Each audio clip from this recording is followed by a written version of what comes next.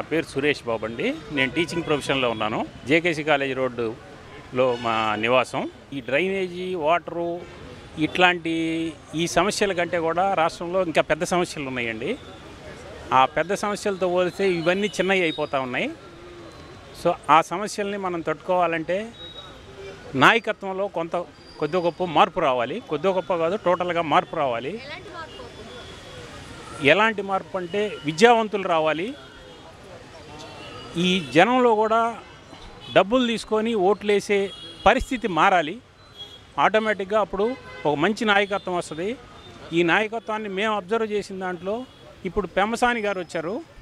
అట్లాంటి వాళ్ళు అభివృద్ధిని కోరుకుంటూ వస్తూ ఉన్నారు. దాంతోపాటుగా ఉపాధికి మెండుగా అవకాశాలు ఇస్తామని చెప్తున్నారు.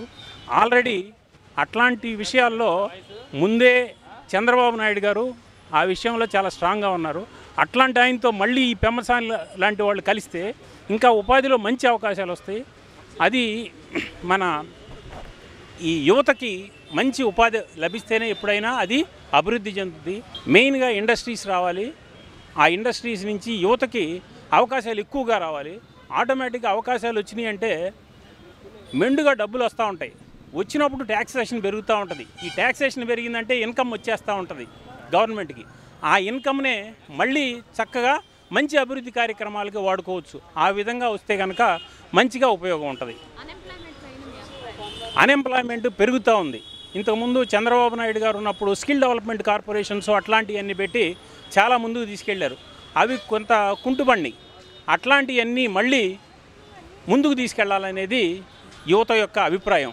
అట్లాగే నాబోటి ఈ ఎడ్యుకేషన్ సిస్టంలో ఉన్న వాళ్ళకు కూడా వాటి మీదే చక్కగా మనం ముందుకు తీసుకెళ్తే బాగుంటుంది. యువతకి గంజాయి దొరుకుతుందంటే ఇంతకుముందు మనం అనుకున్నది ఎప్పుడైతే ప్రభుత్వంలో కొంత వెసులుబాటు కనపడుతూ ఉంటుందో, అది గవర్నమెంట్లో కానీ లేకపోతే పోలీస్ వ్యవస్థలో కానీ ఇంకొక రెవెన్యూ వ్యవస్థలో కానీ ఎక్కడైనా సరే ఇట్లాంటి ఈ సంఘ విద్రోహ శక్తులు కొంచెం పెరుగుతూ ఉంటాయి. పెరిగినప్పుడు ఇట్లాంటివి జరుగుతూ ఉంటాయి.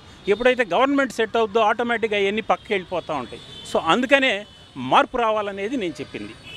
దానికే ఈ పెమ్మసాని లాంటి వాళ్ళు కానీ అట్లాంటి అంటే కొత్తగా వచ్చేవాళ్ళు వచ్చి నూతనంగా అంటే వాళ్ళకి ఇవాళ సంపాదించాల్సిన అవసరం లేదు. వాళ్ళు ఆల్రెడీ సంపాదించుకొని ఉన్నారు. ఇప్పుడు సో సేవ చేయడానికే వస్తున్నారు. అట్లాంటి వాళ్ళని మనం ఎంకరేజ్ చేసి ముందుకు తీసుకెళ్తే ఇంకా చంద్రబాబు నాయుడు గారికి ఒక అడుగు తోడిచ్చి వాళ్ళు ముందుకు నడుస్తారు. చెయ్యి ఇచ్చేసి ముందుకు నడుస్తారు. గుంటూరులో కూడా డెవలప్మెంట్ అంటే మనకి మెయిన్గా ఈ మంగళగిరి ఈ ఏరియాలో సాఫ్ట్వేర్ కంపెనీస్ వస్తాయని చెప్పేసి మనకి ముందుగా వచ్చినాయి 1-2. తర్వాత మళ్ళీ అవి కనుమరుగైపోయినాయి. అట్లాంటి వ్యవస్థ ఇంకా పెరగాలి. మనకి పెరిగితే ఆటోమేటిక్గా మనకి ఉపాధి వస్తూ ఉంటుంది. ఉపాధి వచ్చిందంటే రెవెన్యూ వస్తుంది. అట్లాగే తర్వాత గవర్నమెంట్ అభివృద్ధి చెందుతుంది. ఆరోగ్యశ్రీ ఇప్పుడు ఈ ఆరోగ్యశ్రీ అంటే మనకి విద్య వైద్యం ఈ రెండు మంచిగా ప్రొవైడ్ చేస్తే గవర్నమెంట్లో ఎప్పుడైనా సరే అది మంచి గవర్నమెంట్ అవుతుంది. విద్య వైద్యం ఫ్రీగా ఉండాలి. ఆ ఫ్రీగా ఉంటే కనుక ఆ గవర్నమెంట్ మంచిగా ముందుకు సాగుతూ ఉంటుంది.